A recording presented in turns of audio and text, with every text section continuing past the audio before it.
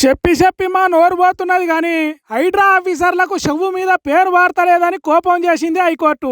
ఎన్నో సార్లు చెప్పినాం సెలవు రోజులల్లా చెరువులు కబ్జా చేసిండ్రని ఇల్లు కూలగొట్టద్దని. ఎన్నో సార్లు చెప్పినాం మీ ఇష్టం ఉన్నట్టు బుల్డోజర్లను పెట్టి కూలగొట్టద్దని. అయినా హైకోర్టు మాట అయినరా?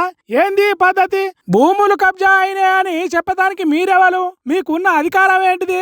దానికో వ్యవస్థ ఉన్నది కదా. దాన్ని కాదని మీరు ఇండ్లు కట్టుకున్న సామాన్య జనాన్ని అవస్థ పెడతారా? ఏమనుకుంటున్నారు మీరు?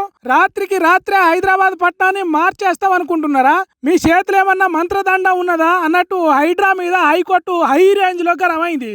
రాత్రిపూట దోపిడి దొంగలు మాత్రమే ఇటువంటి పనులు చేస్తారు. మీకు సాధ్యమైతే ఓ ఇల్లు నిలబెట్టే పని చేయండి, కానీ బుల్డోజర్లు పెట్టి కూలగొట్టే పద్ధతి ఏంది?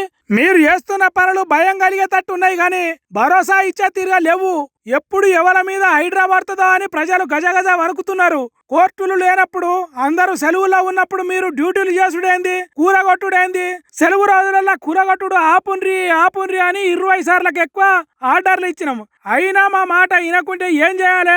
హైడ్రా పుట్టేందుకు తీసుకొచ్చిన జీవో 99ని రద్దు చేయాలన్నా చెప్పుండ్రి. హైడ్రా అనేదే లేకుండా తీర్పు ఇయ్యాలన్నా చెప్పుర్రి అన్నట్టు కల్లెర్ర చేసింది హైకోర్టు.